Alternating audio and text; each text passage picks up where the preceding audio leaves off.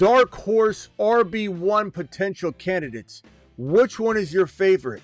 Drop the emoji in the live chat to vote and to indicate which one you're backing as the quiet dark horse running back 1 overall. As I mentioned, Jeanty costs the most, but he probably has the most security and ability to get to that running back 1 overall. I'm not talking about rookies. I'm talking about number 1 overall. And he's worth every bit of the investment. We had a debate the other night when we talked about Christian McCaffrey versus Jeanty in fantasy football court, but it's one of the most asinine debates we've ever had, to be honest with you. Because McCaffrey's going 1.7. He's going 7th overall. Jeanty has an ADP now of 12. Jeanty is moved down to 12 overall and CMC's number 7. That's almost double the value. If McCaffrey climbs one more spot, it's literally double the value, which it doesn't seem like a lot on the surface level because it's within the same round, but that's the equivalent of a 6th rounder in some cases being equal to a 3rd rounder. It's insane that people are even considering taking McCaffrey inside their top 7, let alone as their first drafted player. Jeanty's got fresh legs. Jeanty's got the ability. Jeanty's got all of the same upside and abilities that Christian McCaffrey had or has. If for any reason he stays healthy, Jeanty can do it all. This is the best prospect to come out of college since Barry Sanders, or maybe ever, if we want to look at it that way.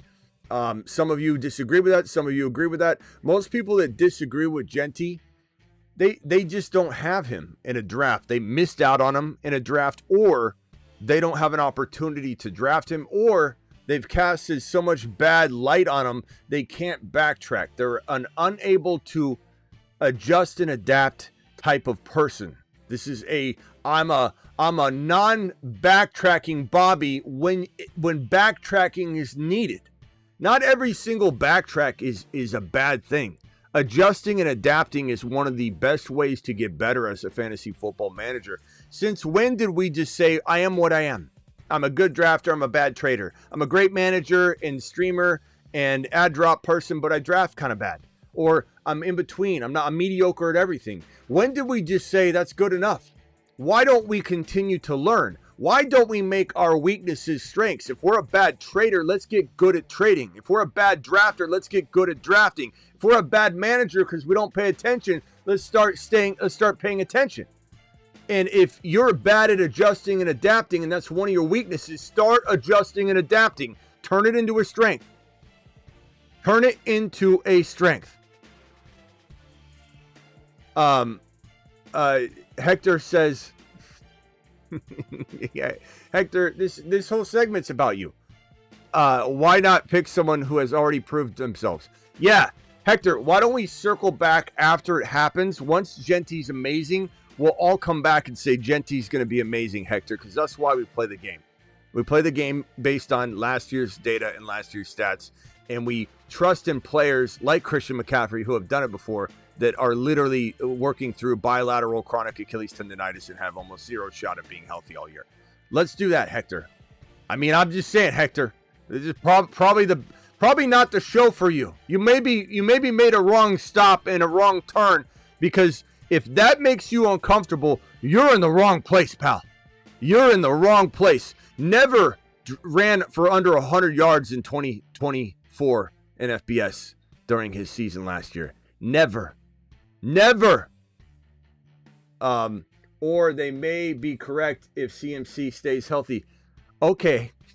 You notice how Christian McCaffrey's stance is always, but if he's healthy, but if you could guarantee me he's healthy, it's always the same stance. But what if he could be healthy? What if I could grow a tail, Hector? Hector, what if I could grow a tail?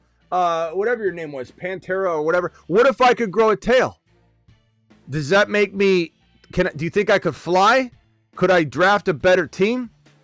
You know what I'm saying? 100 yards in every single game last year. Second in the nation in carries. First in the nation in yards after contact, 5.25. First in the nation in forced missed tackles, 49 more than second place.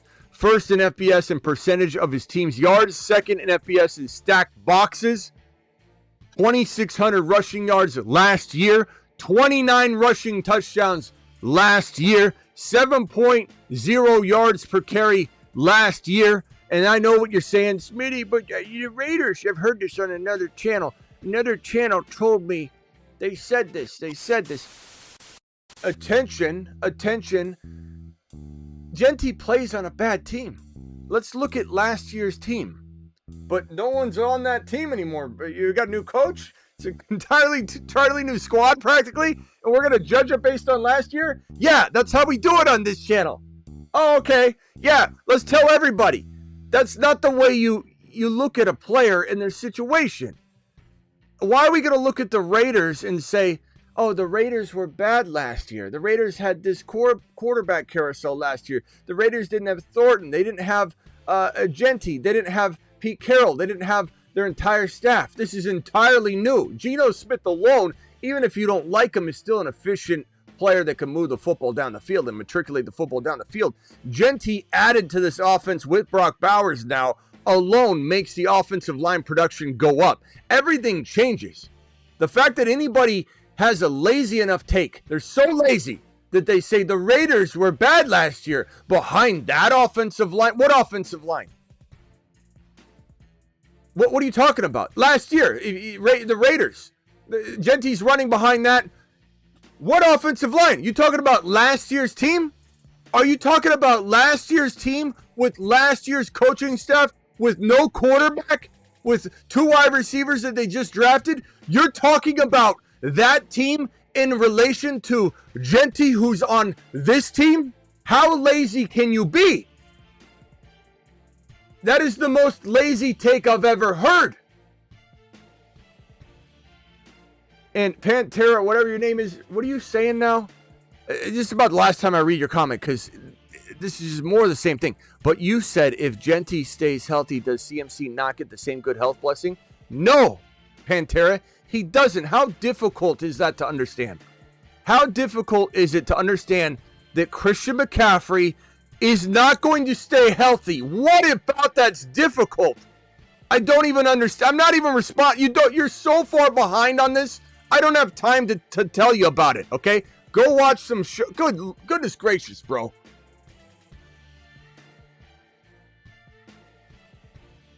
Where am I on this screen? Why am I on this screen? Bucky Irving. We were talking about Jeanty, but going to Bucky real quickly, who is such a marvel. Such a beast, such a monster, such a top 3 running back capable player who can flirt with that overall number 1 spot. Given that his staff has already said that he will be the starter, that he didn't really get going until week 13, which is true when you look at the data. 25 carries, the green highlighted portion at the bottom of this chart. 25 carries, 4 carries. He got injured there, but played the next game. 15 carries, 16 carries, 20 carries, 19 carries. Look at those touchdowns. Look at those yards. Look at everything above the bye week. He wasn't used. I mean, he was used, but he was used at a halftime capacity. The fact that he was 41st in the league, number 41 in running back snap share percentage.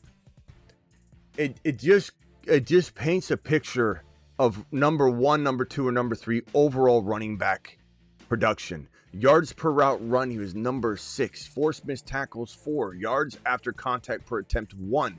Yards per carry, 4. Red zone targets, 10. Rushing yards, 10. Fantasy points, 12.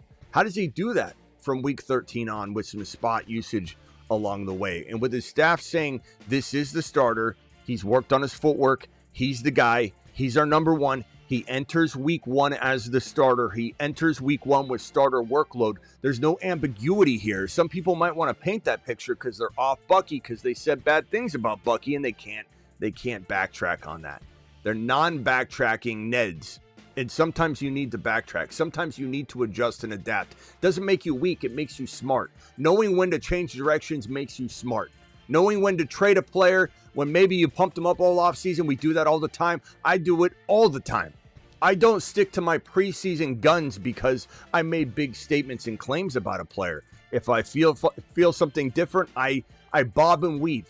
I adjust and adapt.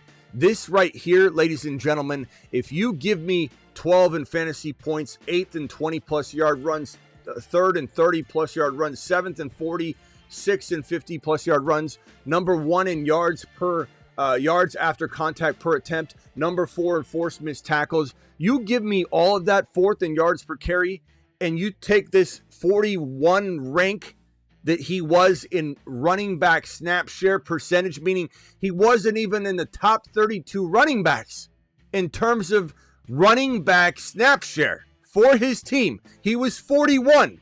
If you crank that up to a 5 or a 10 even, but I think it's going to be top 5, you're going to get numbers that flirt with RB1 overall, and you're going to get it consistently all season long. This guy is an absolute dark horse marvel. Dark horse marvel. Back to that screen. Go watch that video. I think that's what the fantasy news gods are trying to tell you. So at the end of the day, Jeanty is probably the most likely of the dark horse running backs to be running back number 1 overall. Bucky is probably second. If I had to rank these guys, I would rank them like this. I would rank Jeanty 1, I'd rank Bucky 2, and I'd rank Achane 3. Even though Achane costs a little bit more, it doesn't mean that I don't like the value. It doesn't mean I'm not taking a stab at Achane being my dark horse swing at RB1. But the thing that's, the only thing that's bad about Achane, now, despite the lazy Lenny who tells you that the Raiders are a bad situation, the Raiders are a fantastic situation. They're a fantastic situation. The fact that people think that it's a bad situation is laughable. Don't even if someone tells you, if you're watching somebody that tells you the Raiders is a tough situation, don't listen to them. Just walk away. I would not listen to another word out of their mouth. This is an amazing situation. Not even good. It's amazing. The Raiders situation is phenomenal for Jeanty. He's got a coaching staff that wants to run him. The historical data behind this staff together almost guarantees Jeanty 320 carries. If Jeanty has 320 carries at 5 yards a pop, which is what he does for breakfast, 5 times 320 is 1,600 yards. Jeanty is maybe the league's leading rusher if he gets a 320 carry workload. 320 carries, almost guaranteed. This guy plays in an amazing offense. Great situation. Even if you don't want to call it an amazing offense, it's an amazing situation. Amazing situation and amazing offense for Bucky. And this is an amazing potential offense with a lot of ambiguity and kind of traps set up all over. So there's a way in a world where this guy is the most risky of the 3, but he also still has the most PPR upside potential. But it doesn't mean that he can't weather through. He can weather through some things that these guys might end up facing, but he has a few more roadblocks that may or may not present themselves. That's the risk involved, right? But the upside, him not being presented with those roadblocks, is why you would take the gamble. Tua getting injured, and then the whole offense being handicapped to a different level. Tua getting injured is just one aspect. You have Miami, Mike McDaniel getting fired mid-season or in week 10 or 11 because he isn't getting wins and they want to move on mid-season. Then what happens to the change in the change in workload, the change in coaching? Do they keep things the same?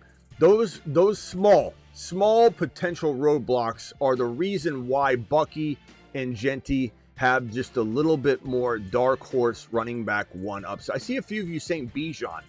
Well, why are you mentioning Bijan in this conversation? Matt says Bijan. Why are you guys talking about Bijan right now? Does anybody think I'm drafting these guys at 1, 2, and 3? I'm a little confused at why there's a little bit of a debate about Bijan over these guys. It's not a conversation.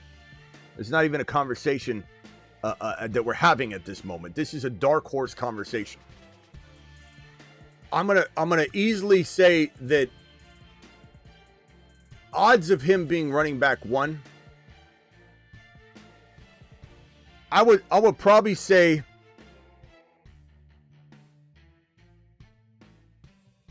All the other fantasy podcasts are copying Smitty. Bro, they copy this show all day long. That's all people can do is copy this show. It's constant. It's constant. I see screenshots, the verbiage, exactly what people are doing. We got gavels now. We've got all kinds of screenshots I'm seeing all day long of that. The odds of Jeanty being the RB1 overall, I would say it says running back 1 capable on the board, bro. That's why. I would say 20.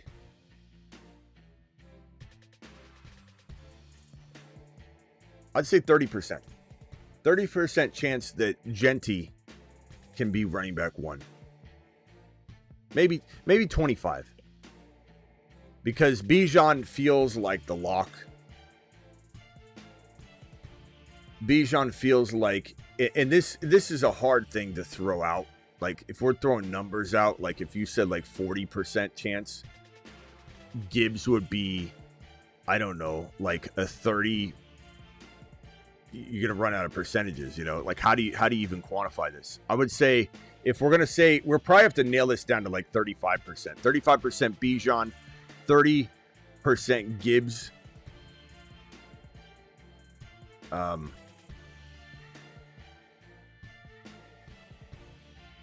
Jeanty, 18.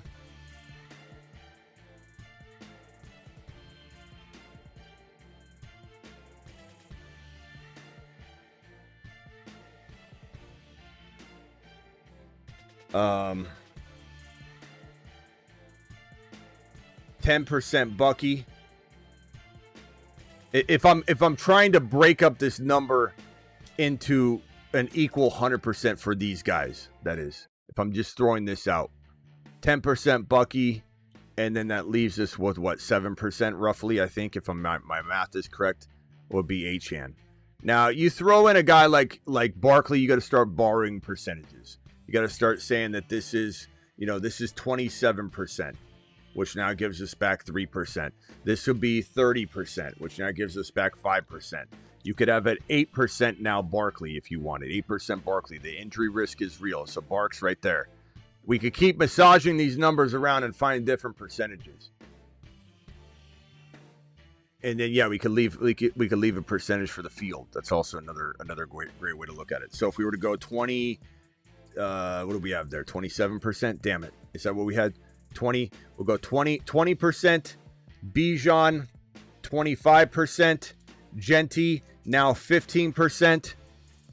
Bucky, we'll put that down to 9%. Achane, 7%. Barkley, we'll put Barkley at 10%. We'll give him his respect he deserves.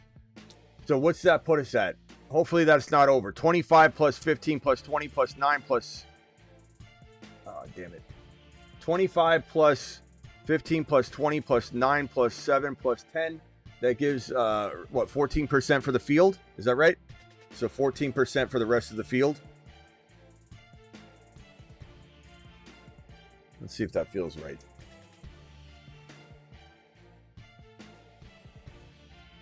(25% Bijan, 15% Jeanty, 25% Gibbs). I'm going to borrow 4% from the field and put this down to 10.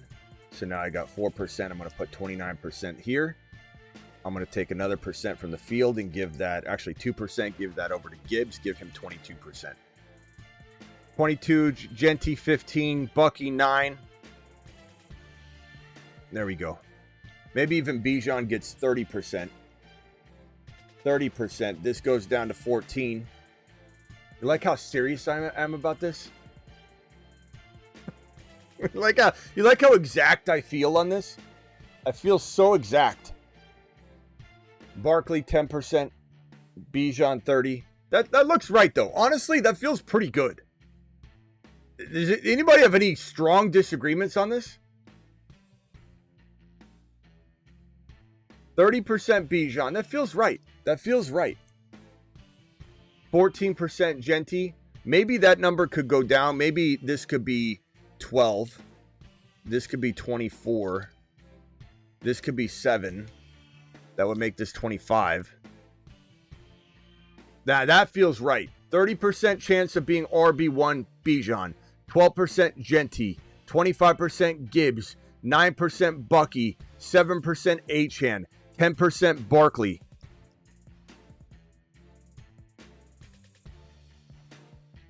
%, Field. And even if we wanted to make this 5, we keep moving these numbers around. 5%, this could go, so we got a couple different percent to play with. This could go 8.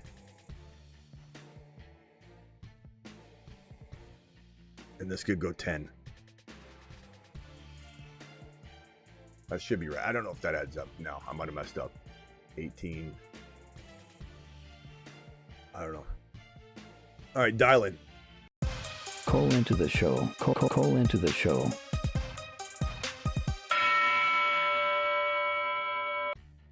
Travis says Chase Brown. Yeah. Yeah. We could put Chase Brown in here. Maybe Barkley, because of the injury risk, we move down to 8. And Chase Brown, we give a... I don't know. I think Chase Brown deserves to be in this round. I'm going to keep him in the 5% field. Like, he's good, but I don't know if I actually feel like he could be number 1. I'm not saying there isn't a chance. That's why he belongs in the field. But I don't know that I feel. What's up, Travis?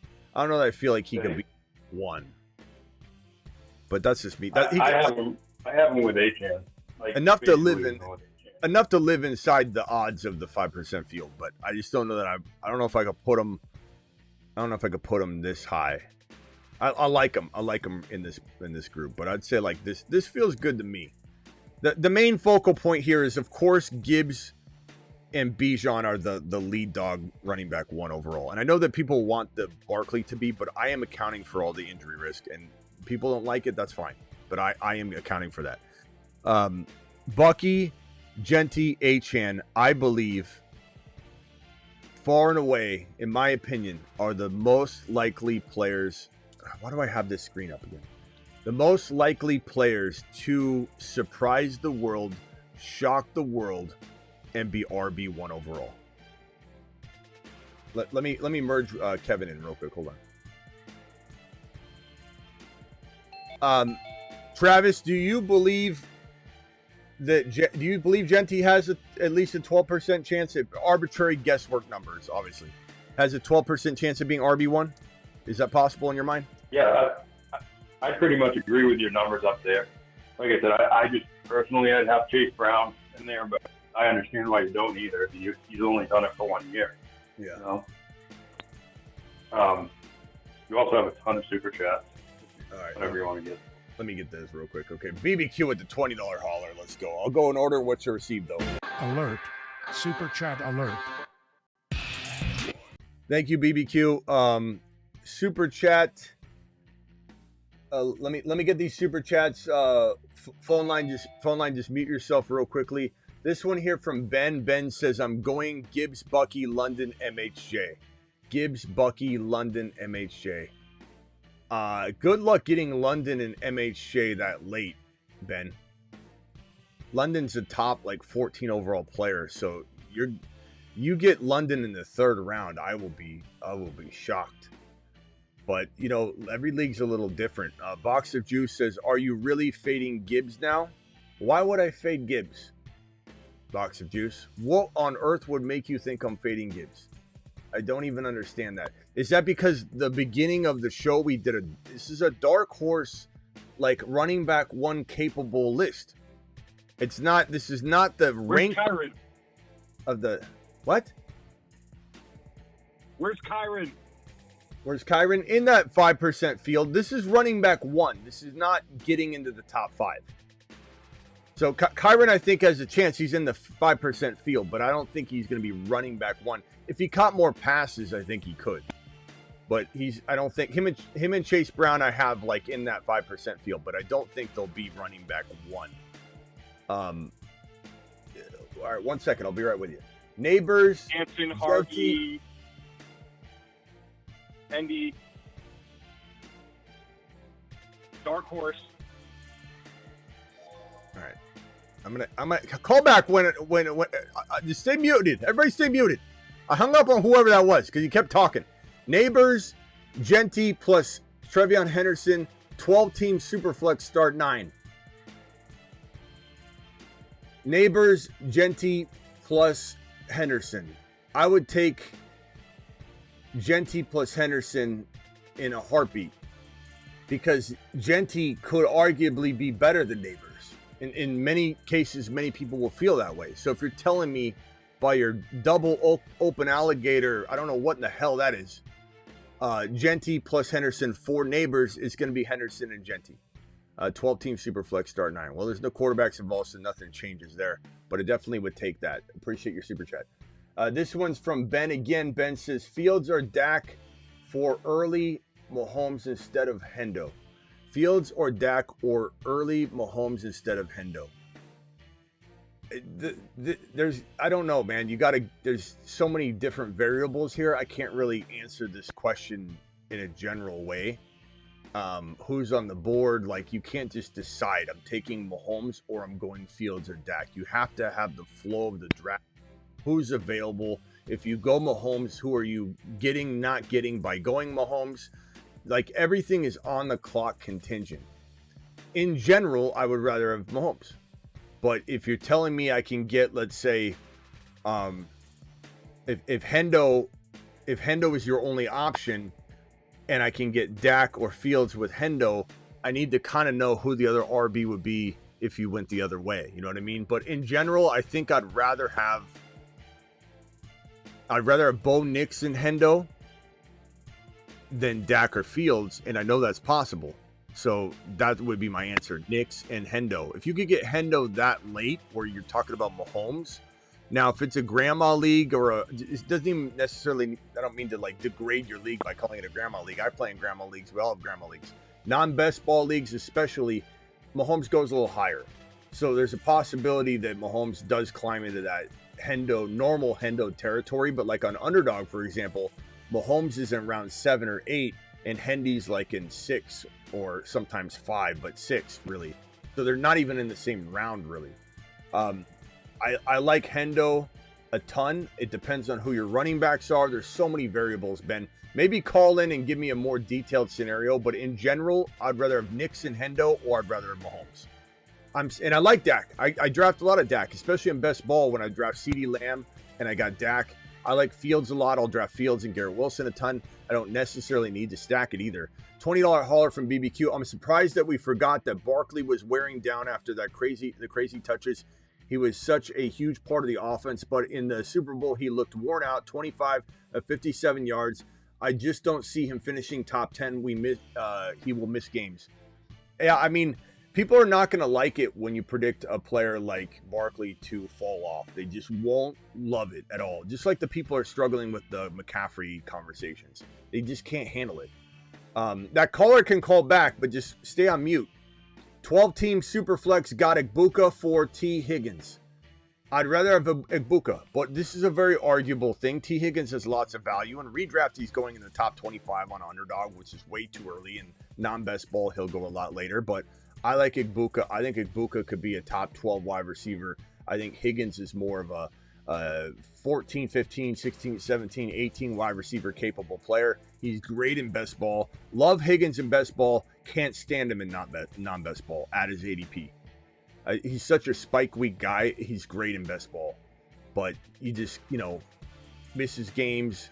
Feels like he's wide receiver 17 or 18. That's like where he's going to live. All right. Phone callers, dial back in. Whoever that was that called in, I had to hang up on because I don't think he heard me say mute. Let me go over to Bruce real quick, then over to Travis. Go ahead, Bruce. Hey, Smitty. Where would you put, like, in my dark horse? I do have all the guys you have, but I also have Breece Hall. Is he in the field for you? Maybe I started this live stream without the right proper definition. I'll put that on myself. This is running back 1. There are going to be a lot of running backs that just, in my opinion, aren't going to contend for running back 1. Doesn't mean I don't have him as a top 5 to 6 potential running back. Chase Brown, I think, could finish like 4. So there'll be running backs in here, not in here, that could finish higher than maybe one or two of the names on here. But this is who could be running back one, dark horse style. I put it on me. It's on me to start the live stream without probably even more clear directions. I just thought everybody would understand that I'm not fading Bijan. I'm not fading Gibbs. I'm not fading. I don't understand why it's that difficult for people in the chat at times. I'm reading some of the comments that I'm not out on anybody. I'm just merely saying running back one. And if I don't list them, then I clearly don't think they're going to be running back one. I love Breece Hall. Do I think he's running back one? Marshawn Lynch could get to running back 4 every single year, but he's never really going to be my running back one. These are players that could be running back one. There are very specific requirements in my mind. I can't envision everybody being running back one. I can't just say, oh, Breece Hall's got it, Chase Brown's got it. I've got this crew in mind for my potential RB1. Henry deserves to be probably on this board too, but at the same time, the injury risk to him and Barkley, I think they can live in the field 5%. Breece Hall can live in this field 5%. As far as listing the names out, I could go on and on forever if I want. If I put Hall on here, then I got to put Chase Brown on here. If I put Chase Brown on here, now I've got to put, Joe Schmo on here. I had to cut it off. And because these are the guys I envision could be running back one, Hall's 3 or 4 or 5 in a great season. Kyren could be 4. Kyren could be 3. I don't think any of us should be expecting Kyren to finish number 1 when he doesn't catch as many footballs. But could he finish 4? Absolutely. Could he win a league at 4? Absolutely. Okay.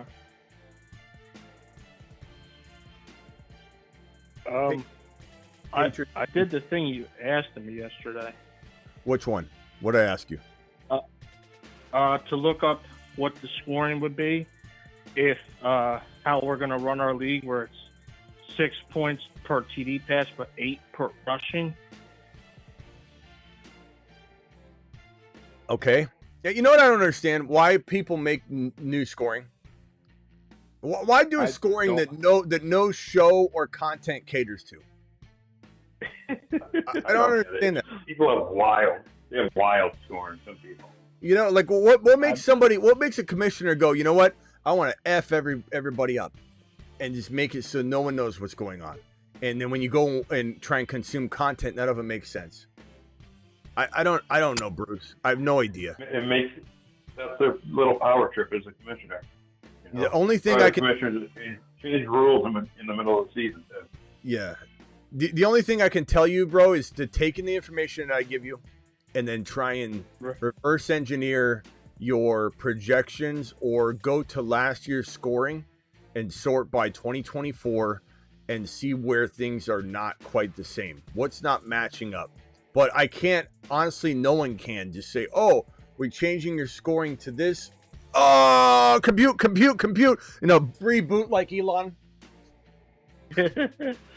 Yeah, because yes. I told you now Henry's 4.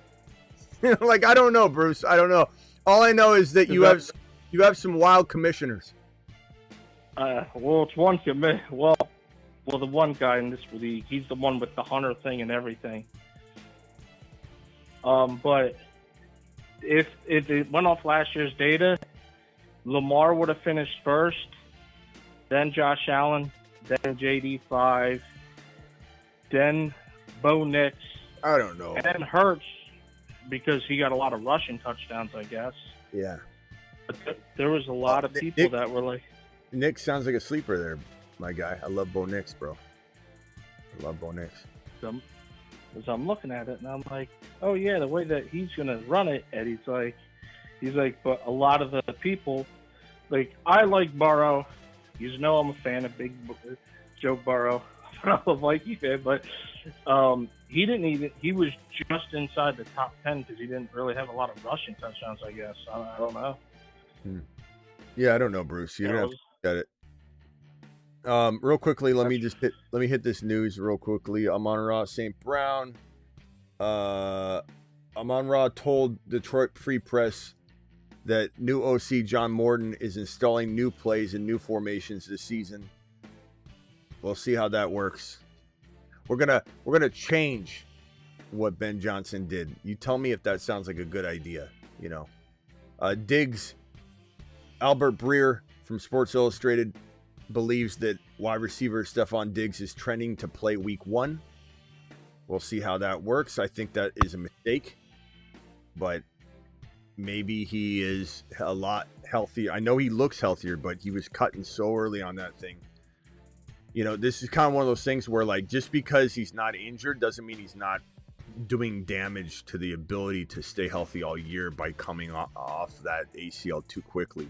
Similar to when Cam Akers tore his Achilles and played the same year. He tore his Achilles it was in the offseason, right? Or was it week 1? When did Akers tear his Achilles? I forget if it was in I believe it was like training camp. Yeah, or the first preseason game. But he played that same year at the end of the year, and everyone's like, he's fine. He played. He made through it. No, you don't understand. Like, you can't do that. Like, his Achilles was probably damaged so badly. And then what did he do? He tore his Achilles. Let's see here if there's any other news. You had said that there was Patriots rumors about McLaurin. Yeah, which I don't put much stock into, but just interesting. Cleveland's Mary Kay report. Cleveland, is that from what? Cleveland.com? I guess Cleveland.com. Reporter says that the Browns are in no rush to sign Quinshon Judkins to his rookie contract or get him to camp on time. Wow. Really? As stressed to Judkins the team has stressed to Judkins and his agent, Todd France, that Judkins must make his domestic incident a high priority over football. The Browns' intent is to open. Wow.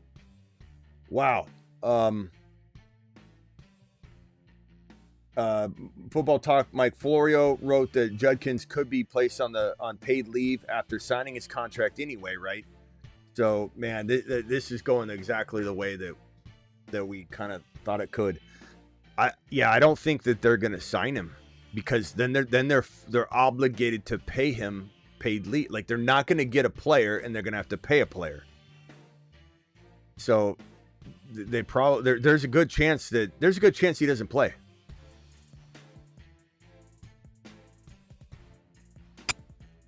Crazy, man.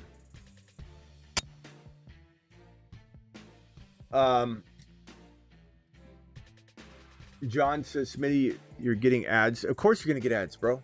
It's a free show, John. YouTube Premium, worth it. I mean, it's a free show, John. Get rid of your Spotify. So, ads are gonna run, and you say that you're getting like a black screen after. Like, I promise you that's not for everybody, because it might happen for you. Try restarting your phone. You're reporting a problem to everybody as if everyone's having it. Restart your phone, but you're gonna have ads on the channel. I have no control over what the ads are doing too. When you're like, Smitty, your ads that you're running, I'm not running any. The YouTube's running the ads. I have no control over it. As for Judkins, Bruce says thanks to Judkins. Bruce is Bruce. Judkins is in trouble. There's a world where he does not play football this year. There's a world that happens. And we'll probably go live on that tonight when we go live. If we even, like, we could even leave a little early tonight, come back live and talk about the Judkins thing and draft. But there's a world where he doesn't play this year. I find it funny that all the Judkins, people are like, this is going to be fine. He's innocent. Everything's going to be okay. I don't see a lot of that now. I think people are starting to accept the fact that this is not a situation that's going to go away. Thoughts on Ridley's 80? Way too much smoke. Way too much smoke not to be a fire at this point. Yeah. Way too much. So someone else is talking about getting a black screen. Try to see if you have to update your app. A lot of times it's that. Thoughts on really. If anything's happening, it's just an update or something. It's nothing to do with my show. Software issue. Yeah. It's not like, oh, the show is creating that. I can't control what your phone's doing. And if they are running an ad, it could be something that where like the ad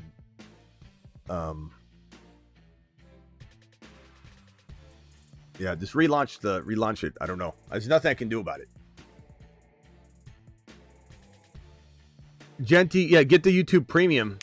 I think it's $9 a month, and it gets rid of all ads. It gets rid of all the ads if you want, and it helps the channel still. It's not like that it doesn't help the channel. The channel still benefits from that. When people watch YouTube on that no ad product, it is still there's still some kickback to the creator. Jacob says a top number 1 running back. No.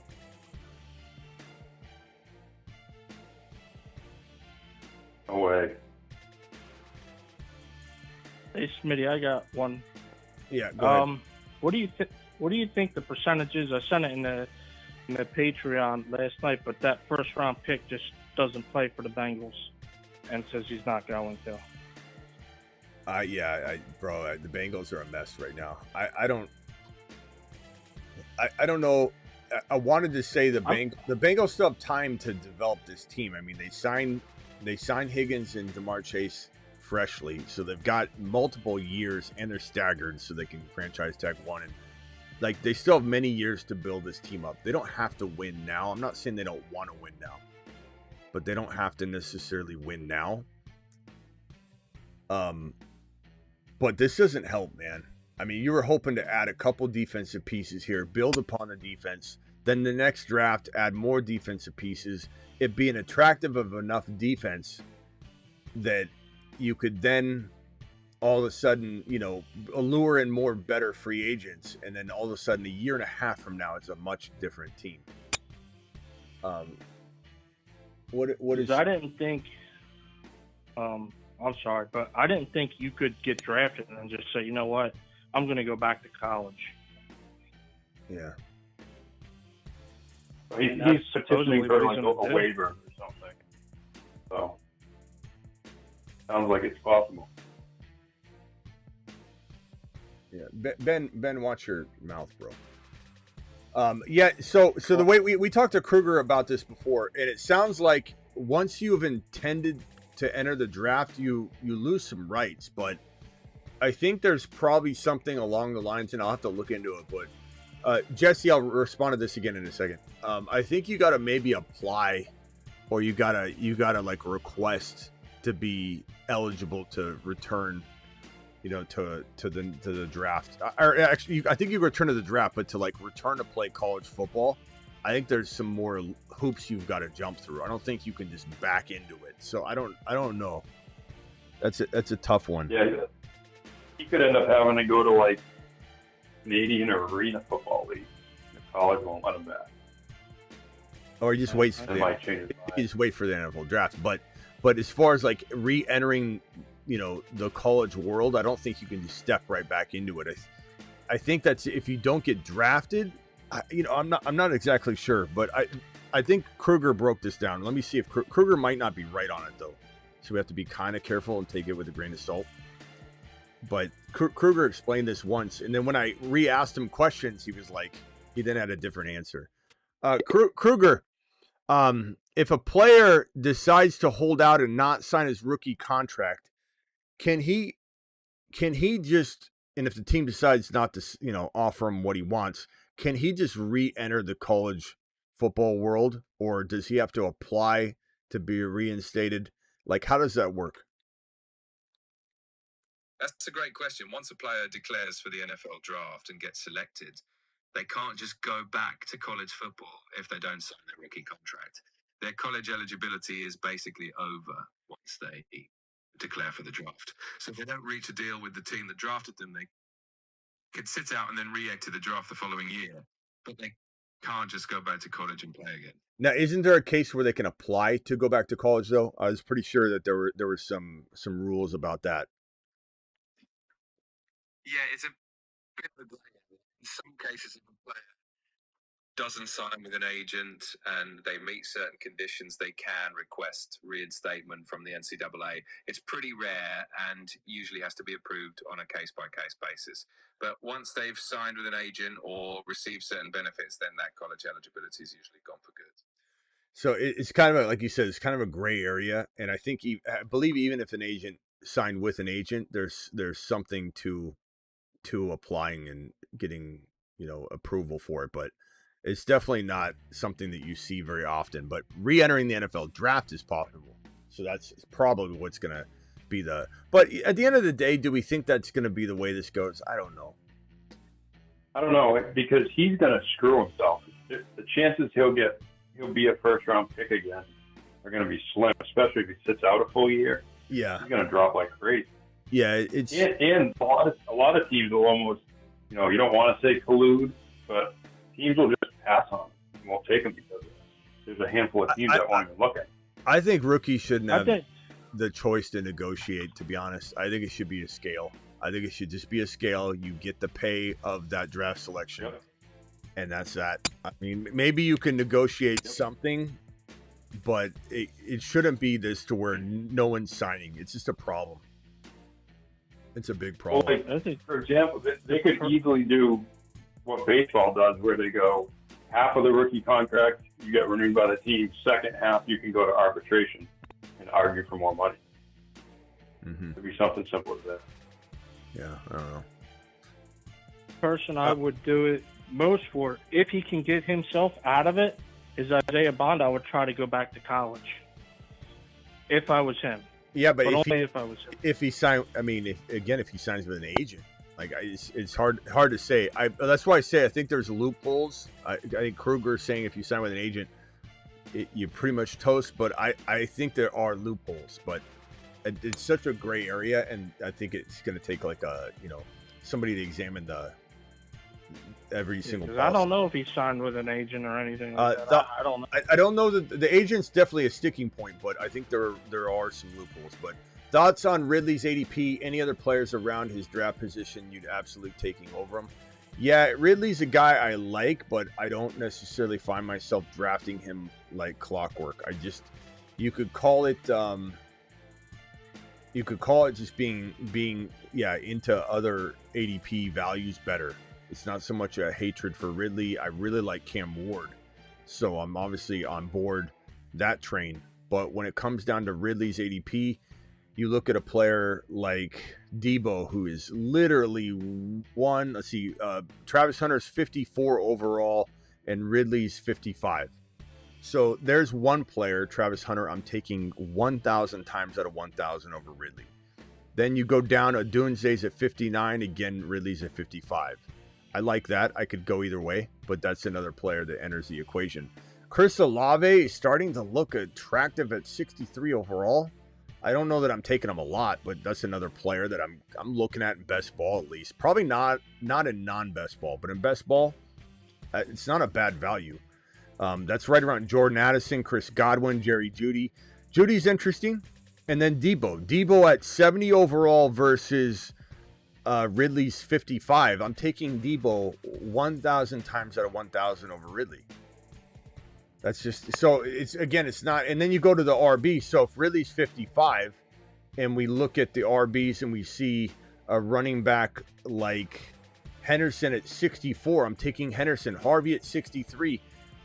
Harvey, Henderson, Hunter, and Debo.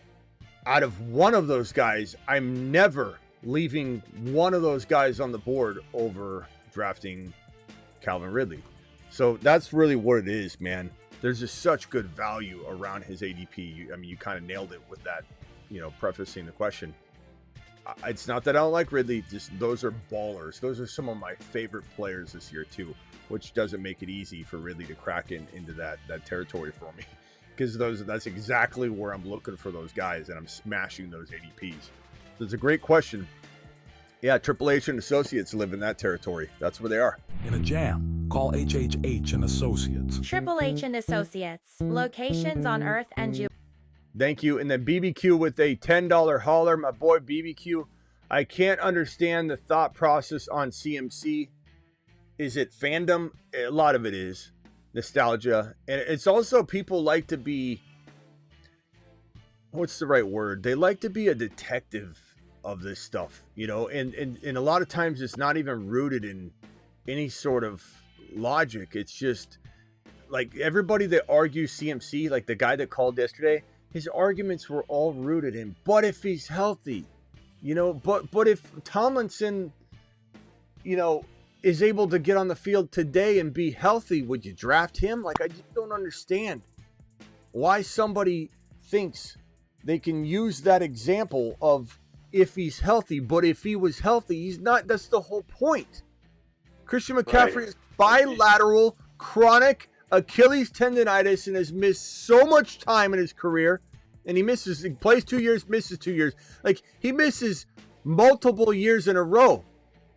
You know, like he had played 2 strong years, right? Amazing. Then he missed a full year. This is probably his second year of the 2 that he misses. He plays 2, misses 2.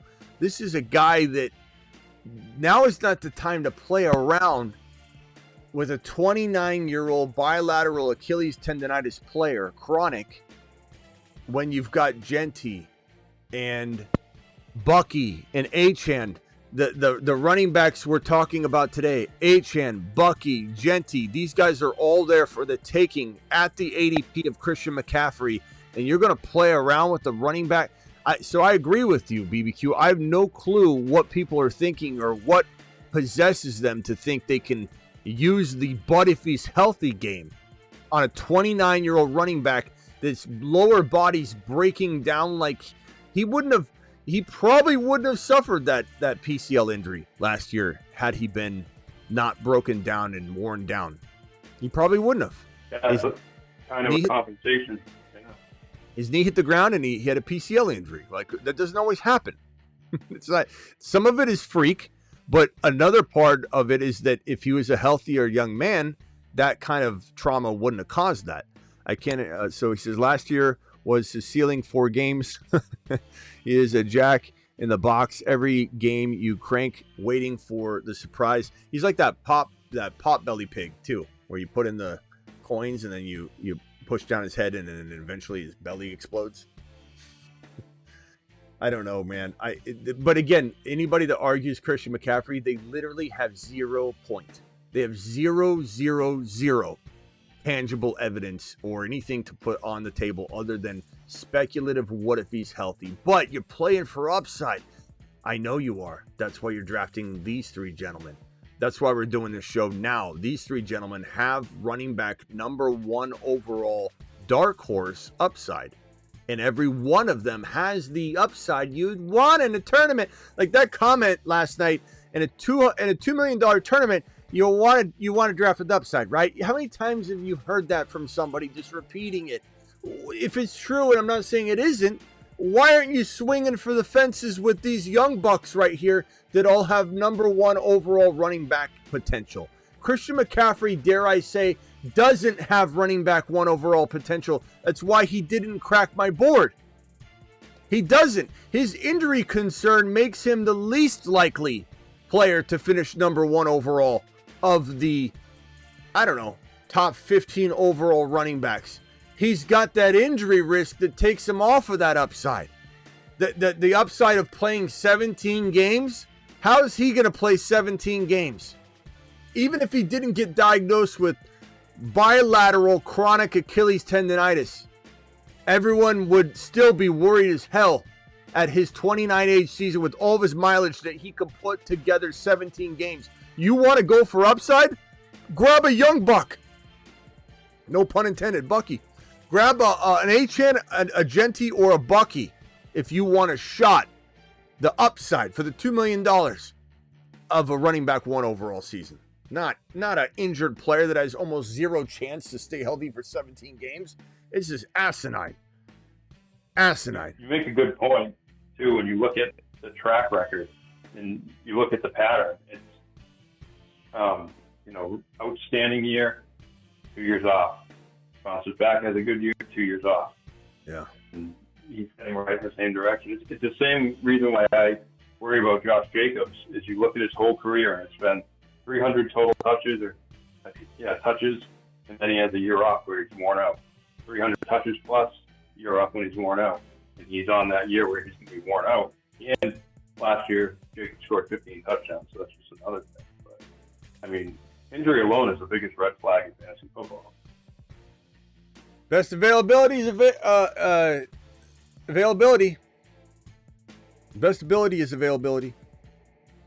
Matt, drafting less Achane lately. I don't know about Miami Mike McDaniel. I understand where you're coming from when push comes to shove, which is why when I mapped out this, I said Jeanty is my number one for for dark horse running back one potential of these three if I'm ranking him. 2 was Bucky. Kind of, they're almost tied, but 2 is Bucky, and the reason that Bucky gets the edge over Achane is for what you just said, but I don't know that I'm not drafting a lot of them. It's just if I had to pull out a red flag, I'm not pulling out very many in the Bucky scenario. The only thing I would say is, like, you know, losing Liam Cohen's not the best thing in the world, but I do believe Baker with Bulls will sustain. It'll allow the remnants of what was great to stay. I think that's a great recipe to weather through something like that. Whereas I don't think Campbell and the Lions with Goff is the same thing. Like, the odds of Baker and Bulls able to continue on what Liam Cohen was doing in Tampa is far more likely than Campbell and Goff being able to do it in Detroit. Just it's not even, in my mind, it's not even close. Doesn't mean that it can't happen, but that's just my take on it. Real quickly, let me go over to Arthur. Arthur, you're live. How you doing, Smitty? What's up? I got a quick question. I'm number 8 in a 14-man keeper league, double flex. Some guy has a steal as a keeper at BTJ for the second round, which is crazy. Neighbors is going to be gone, I'm sure. Well, no, I know because he's a keeper, and then I know the third pick is the Raider guy. He's going to pick Jeanty. Should I reach here on my number 8 pick and get Achane? I don't really like Puka, St. Brown, or Nico Collins. I mean, what's your take? All right, give me just. I don't really care about the backstories. Just name the top guys, and I'll tell you who I like. You said Achane. It's a redraft league. I'm number 8. Okay, so Achane. Achane. What I'm trying to ask you, who should I reach for at number 8? Because I don't like St. Brown. I don't like Puka. And I'm trying to get the name of the available players. So Achane. 8. That's all I like. What I'm trying to get your opinion on it. Like, who should I reach for? 8.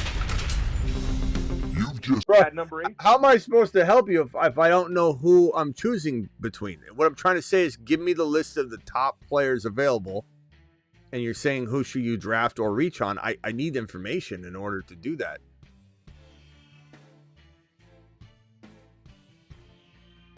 Okay, so Neighbors and BTK is not going to be. You've already discussed that. I don't care about who isn't there. Tell me who's there. Give me the list of the players that are there, and I'll rank them for you. That's the easiest way to do this. St. Brown, Nakua, McCaffrey, Achane, Henry, AJ Brown. You already know. I mean, I'm in number 8 pick it's basically a redraft that's going to start. Who should I? I'm just asking who do you think I should reach on? Because I don't like Puka, St. Brown, or Nico Collins at that position. Because I already know number 3 is going to go with Jeanty. Okay. Because he's a Raider fan. That's all I'm asking. So Gibbs is gone. Bijan's gone. I'm sure. I'm 100% is the way. Okay. 100% it is. JJ's gone. Neighbors is gone. Obviously, Chase is gone. TJ is gone. I mean, for me, I don't mind St. Brown here, but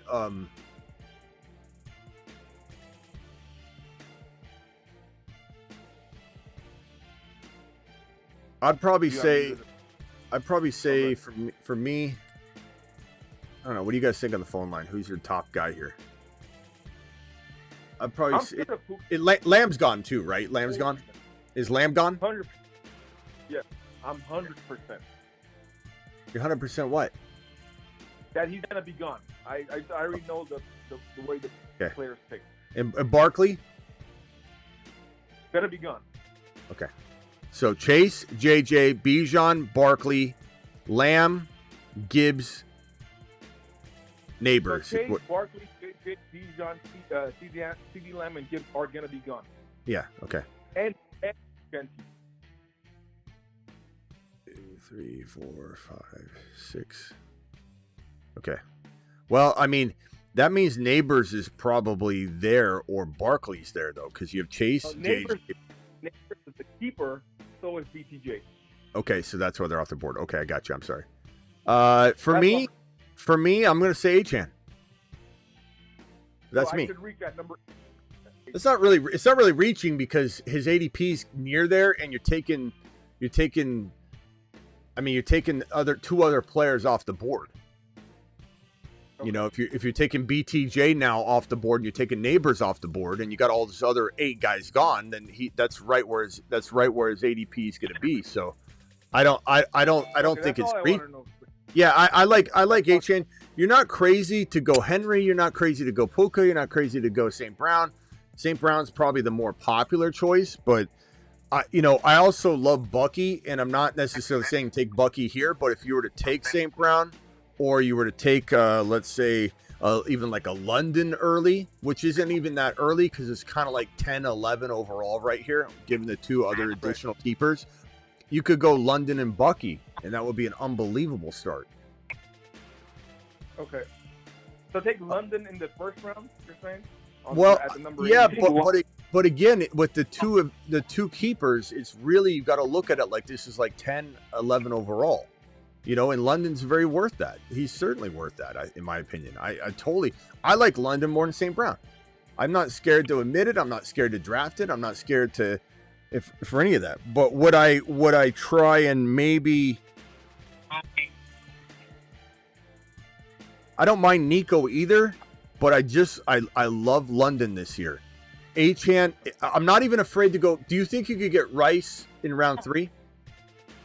I think so. I can get Garrett. I would go Achane and Bucky. I would go Achane and Bucky. Final answer. Okay, sounds good.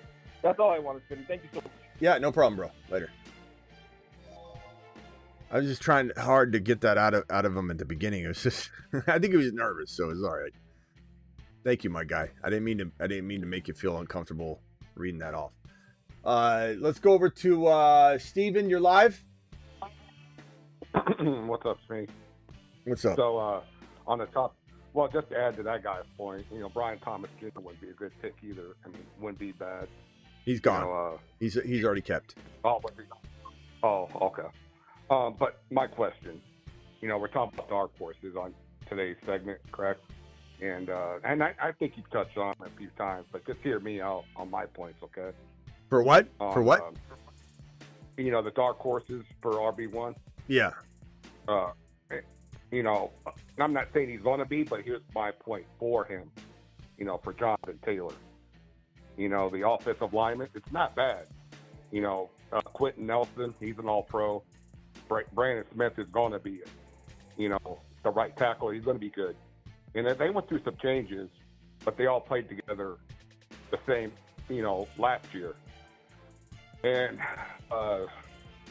Daniel Jones, his own 2019 start was good, and they were all inside guys. Sterling Shepard, Golden Tate, Evan Ingram. And now he's got Pittman, Josh Downs, and Alec Pierce. And I think he could stabilize this offense. I think Shane Steichen is going to stabilize, have him stabilize this offense. And if it's all put together, where do you think that puts Jonathan Taylor? We can all say the injury, but to me, I don't draft on that. You got to put some perspective into it, right? But don't be scared. Make that all-for-all injury part of it. With that being said, what do you think? I wouldn't even draft JT in the second round. I get that there's appeal. I get he finished strong, but this is your Yeah. like here's your biggest red flag. Your biggest. If we pretend like the offensive line is going to be okay, you're way too optimistic on the offensive line. But let's pretend the offensive line is going to be okay from all the changes. Let's pretend that's good. You've got a quarterback in Danny Dimes that made Saquon Barkley look like a third of the ability and output that Barkley was fully capable of producing. This is he literally watered down Saquon Barkley. AR5 is hard to trust anyway, even if he gets in there. So this offense is not going to live, if it's AR5 under center, it's not going to live near the red zone very often. And if even if it did get into the red zone, or if, let's say, it got in more than I thought, AR5 is going to vulture a lot of touchdowns. You have the worst quarterback situation for a running back in the entire National Football League. So you think Daniel Jones is pretty much dead? No matter. Well, it's not just that he's dead as far as like a good producing quarterback. He is a devastating player for the running back. Like the Barkley, keep in mind, we were bold on Barkley last year. He was a Mars man on this channel. We predicted Barkley to do what Barkley did. It's easy to look back on it and go, oh, that was easy to see coming. He was a second rounder. People doubted him like crazy because of the situation he came out of. He was so abused over in New York, and Danny Dimes was a big reason why. And Danny Dimes was a complete, you could say, just neutered his fantasy football value. Just from a vulture perspective, from a dump off perspective, just in general. And what I see in Indy is very much a mirror, I think, of what we saw in New York. Very limited offense. Does it live near the red zone? Probably not. If it does, Dimes is going to screw it all up for JT. And then you factor in all the injury risk. JT's always banged up, bro. Even if he ends up playing, he's still banged up. As far as like wanting him on your team, I can understand that. No laps are being taken. But RB1 overall, I don't think so. He hasn't been a top 10 running back since the pandemic? So another thing with that too is those last 5 games where no doubt he was amazing the last 5 games of last year. Mm-hmm. He was averaging, I think, 28 carries a game, which would base out to 480 carries in the season. So for him to achieve those numbers he had last year, the attempts are just insane. So he's not going to be carrying the ball that much either. Bro, I believe the last time JT was in the top 10 running backs, which he was running back 1, Cordero Patterson was the top 10 running back. That's how long ago we're talking, bro. It's been a handful of years since he's been a top 10 running back. I think to assume he's going to be this year, I just think it's risky. And the reason I say I wouldn't take go ahead. I was going to say the reason I wouldn't take JT in round 2 is because you got Bucky there. You've got just a handful of players that I'm taking, every time over JT. So that's kind of why, like, I take Kyron over JT without a hesitation, and Kyron goes in the 3rd round. So it makes it really hard to buy into JT's cost of entry. You just can't do it. But I respect your take, and you can think it, and certainly the end of the year was something you could try and springboard off and say, this is my evidence. And I could say, you know what? You do have a sliver of evidence to carry into this debate, but I just don't. I think all the other red flags trump it. Yeah. Because talent alone, Jonathan Taylor's up there with everyone else, because he's good. I like him. He's a 3-down flag, it's just dark flag, obviously. But that's why your segment's called Dark Horse, and that's why I wanted to throw my points into it. I can understand the dark horse take, I guess, but I certainly don't agree with it. But I don't hate the take. I don't think you're throwing trash out there. But Andy has been a running back 1 before, but it has been so long that it's really hard to buy into that's still there. It's kind of like the Christian McCaffrey take. Like, just because he was once doesn't mean you get to just walk straight into this conversation and go, well, McCaffrey's, if he's healthy, he's the best running back. No, he may have been, but you don't even if he's healthy, you don't actually know. that the 29-year-old McCaffrey won't age out anyway, even if he's healthy. Like when someone says McCaffrey, if he's healthy, is the number one running back in the league, that is not an accurate statement. In my opinion, he is going to show signs of aging out even if he's healthy. So it's funny that people think they can just repeat that. They've heard it, they say it, they repeat it. Jeanty and Bijan and Gibbs, this is the new wave of RB. The baton, the torch, it's already been passed. McCaffrey, if he stayed healthy, probably has a Mixon-like year where, maybe he does explode in a short part at the front end, but like that leaf blower with the bad battery, it's going to look great for 5-10 minutes, and then 11 minutes into your yard work, it's just going to, just like Mixon did, because that's what happens when you're 29. You don't build up and get better as the season goes on. That's one thing about 29 that's a certainty. Yeah. Okay. All right. Thanks, man, for your. Hey, it's a good name. A lot of other people are going to like that you brought it up. I'll tell you that. There's definitely a fan club of JT. So, all right, later, bro. Right. All right. Thanks, man. All right, Bruce, final thoughts. And then I'll go over to Travis, and Travis is going to say something. Hey, Smitty. It was a great show. My thing is JT the only person that you think that is going to be this year's Mixon? No. And I don't know if it'd be fair to say that exact line for everybody, but Aaron Jones could be a do okay, then drop off. James Conner could be a do okay and then drop off. I could go through a handful of players that fit that criteria to some degree. Not that it's something you can use as an exact overlay, but I think Jacobs, JT, not all of them, James Cook, Alvin Kamara especially, James Conner especially, and that's because they're older. And that tends to happen. David Montgomery, possibility, although there's a possibility he plays really decent all year, and he is what he is, a running back 3 flex play, very, very solid one. Aaron Jones, I just said. Brian Robinson Jr. We'll see what happens with Travis Etienne. I don't know if it'd be exactly in that context, but like some sort of fade and fall off. And really, what do you book Jacobs? Yeah, I said that. Jacobs. Yep. Okay, my bad. Yeah, no, it's all right. Jacobs for sure. Those are all players that, and everyone that I named, they're either older and or have mileage that you could say is stacking up. And maybe I'm not right on all of those. There's somebody out there going to go, that's my guy. Like Jacobs, especially. Jacobs owner, you're crazy. Jacobs was on the Marsman list last year. You're talking to a community and a show and a host that absolutely loved and predicted Jacobs to do what Jacobs did. And people told me I was crazy. So now I'm crazy again. I'm crazy if I do. I'm crazy if I don't. Even though I was right about him being amazing last year, I think it gives me a little latitude to say maybe something goes awry this year.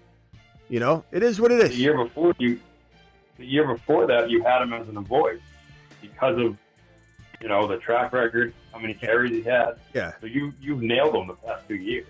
Yeah. So I flip flop because it's adjust and adapt. So like Jacobs was a avoid, and he was in LV, like you said. Then he was a total smash and home run in Green Bay. We smashed that. People won their leagues off of it. And now everyone thinks I'm a Jacobs hater. I'm not a Jacobs hater. I'm just I don't like the cost of entry. We got Jacobs in steal territory last year, and I loved it. Now you got to pay the price, and I don't necessarily love the price. And I think that, mileage is adding up. This guy was really solid in Oakland, not Las Vegas, as an Oakland Raider. That's how far back his mileage and abuse goes, back to the Oakland Raider days. So he's been taking abuse for a while. Alrighty, boys. I'll see you tonight. Yep. All right. Yep. Great show, Smitty. Thanks, Travis. Yep. Later, Smitty. Bye. Right. See you, Bruce. All right. I got 2-3 super chats here, and then we will be back tonight. Thank you all. Those of you watching, subscribe if you're new. Hit that thumb up button. Whether you love the content, hate the content, something in between. Rate Superflex team QB JD5 Penix, running back Gibbs, Jeanty, Harvey, Monty, Sharbs, Neighbors, Nico, AJB, Judy. This looks like a flex contest, bro. Navage, I don't know. Like, this is one of those teams that's too good that you almost don't even get like a great job with it. It's like over the top to where it's like, yeah, you crush it. These corpses that you're playing with, these nursing home young ladies that didn't even know they were drafting. A lot of them timed out. Some of them were sleeping during the draft. Like, I don't know how you can draft a better team than that, and it's filthy. And this is just you getting, get back out there, slap on the back, and Navage, there's no way you can even improve this team. It's a freaking insane squad that I can't even get excited about because I'm looking at like, somebody that cheated on their test. You know what I mean? It's like he cheated on his exam and he's like, what do you think? Is my 100% score impressive? Like, how do you steamrolled 8 grandmas, 7. This is an 8-man league where you steamrolled 7 grandmas. One wasn't even present. One was getting a checkup. The other one was in the holding facility. I don't know. 12-man PPR, great job, Navage. 12-man PPR, 2 flex redraft league. How important is it to secure an elite tight end? I would rather. It depends, man. And Jesse, this is one of those things where when you're on the clock, McBride can look like the best player available, or you could say there's too many players like Bucky and Kyron that I want to draft. If I'm going Kyron over even Kittle or McBride, I'm strongly considering Kyron, right? If Kyron's gone and I'm down to Hampton, who I like a lot, then I can think of McBride or even Kittle over, in the 4th round over like a Travis Hunter Kittle would be a tough call for me, on underdog promo code Smitty if we draft tonight. We may or may, I'm pretty sure we'll come back, but there's a chance we don't, just so you know. But underdog promo code Smitty, I'll drop that right here. Here's the link as well if you want to play and draft tonight. Smash this link right here. Underdog promo code Smitty. They'll match your first deposit 50%. But let's see here. I was on the other screen, wasn't I? So in general, you can't just answer this blanket question, bro. Just like your other question, it's all variables. But in general, I would tell you, I tend to like to go Kyron and JD5. Like, I'm not passing on those guys for a tight end. I'll take Isaiah Likely and Evan Ingram later. Evan Ingram is one of the best values in all of fantasy. If I get Mahomes in best ball, I'm cuffing him to Kelsey. And I like those avenues a little bit better. But it doesn't mean that I can't crush with a McBride in round 3. I'll take that all day. Kittle in round 4 is fantastic. Bowers in 2, I can still smash with that. But what I will say, and I told BBQ this the other day, is that earlier in the offseason, it's easier to win with early tight end because of all of our sleepers before they rise. The benefit of watching this channel year round is that we're on top of the Harveys, on top of the Travis Hunters, all these players that are rising, the Hamptons, and now we're seeing everybody rise up. And so the advantages that we had in numbers, hand over fist, start to diminish as people get back on the train. And then it makes it harder to recover in the later rounds where we could easily recover. There was a time in February, March, April, May, where it felt like going early tight end, your team didn't miss a beat at the other positions. Now, if you go early tight end, it feels like you're chasing the other positions all draft long because our sleepers are no longer sleepers. They're kind of becoming household grabs. So tough question to answer, my boy. Talk that talk, Smitty. Raiders going to turn heads this year. While I'm not going to jump on the train that you're probably conducting, which is sounds like a Super Bowl run, I think they're a team that's going to fight tooth and nail to try and grab the final wild card spot. And let me see if I can find my. There we go. This is in the West. This is a team that isn't going to win the division. The Raiders are not going to beat out KC or the Broncos, and whichever one of these two teams wins the division, the Chiefs or the Broncos, the other one's grabbing one of the 3 wild card spots. I think that your only way in because you're going to have either, this is the way I kind of see it if I'm spitballing it. Division win Buffalo. Let's say that the Chiefs win, but I think the Broncos could. The Chiefs win the division, let's say. The Bengals win the division. Let's just say the Jaguars win the division. It could be the Texans, but let's just say the Jaguars win the division. Either way, I believe the two teams locked into the 2 wild card spots in the AFC are the Broncos and Ravens, or if the Ravens win the division, then the Bengals. And if the Broncos win the division, then the Chiefs. Regardless, these 4 teams right here in the playoffs. The 2 division winners, whichever one they are, and then the 2 wild card winners, whichever ones they are. That leaves 1 wild card spot left for the Jets, for the Dolphins, for the Raiders, for the Chargers, for the Steelers, for the Texans, or the Jaguars. And, Titans might surprise with Cam Ward, to be honest, but that's a lot of teams fighting for 1 spot. Do I believe that the Raiders get it? No, not necessarily. I think the Chargers have a better shot, but is there a world where the Raiders are in it all the way up till the last week or two? Like there's a mathematical type of chance all season long until the very bitter end, and then they don't get that's how I kind of envision the Raiders season going. Not making the playoffs, but we're talking about, let me see if I can get a better, this might be a little bit clearer. There we go. I think that, there's going to be a team that's going to have a record that's acceptable enough that gets them into the mix, but I don't think they make the playoffs. But I think that that's the kind of season they're going to have, and I think people like to pretend like they're not that capable. I'm not saying they're going to make the playoffs. I'm saying they're capable of being in it to the end. Appreciate you all. I'll see you all tonight. Thank you to my super chatters. I got Ben dropping 1 box of juice. We got okay, appreciate you. Ben again. Ben, appreciate the Dublaze. BBQ, appreciate you, you monster. Official. Jesse, again, appreciate you. BBQ again. Matt, appreciate you. Blanco, appreciate you. Kevin, appreciate you. Jesse, again. Navage, appreciate all the super chats. And then celebratory messages. I don't think we had 1, I believe. 11-month membership. What's your favorite mid to late round running back sleeper? Harvey in round 5-6. Kyron is in 4 in best ball, but it won't be that way in non-best ball. He's like the 3-4 turn.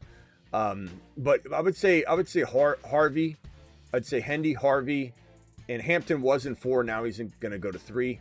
I think Brashard Smith really deep. I love midseason monsters is loaded, bro, with these running back monsters that could really rise up if you want deeper calls. I know you got middle, but like Jordan Mason, Charbonnet, Ray Davis, Brashard Smith, Scattaboo, Grendo, these are all like some of my favorite RBs to consume for that home run hitting upside, my boy. Appreciate you dropping that and all the super chats that you guys dropped. And then did we have any gifted memberships? Let me see if I can find that. Gifted memberships. Let me swing over to this here. Gifted. I don't think we did. Did we? Did I miss gifted memberships? Maybe I didn't. Okay, none today. We'll be back probably tonight. Appreciate every single one of you. Thank you for the membership question. Thank you for the conversation. We'll see you tonight, probably. I'm live Monday through Friday, 8 p.m. Eastern, every single Monday through Friday, and live additionally whenever big news breaks. Deuce.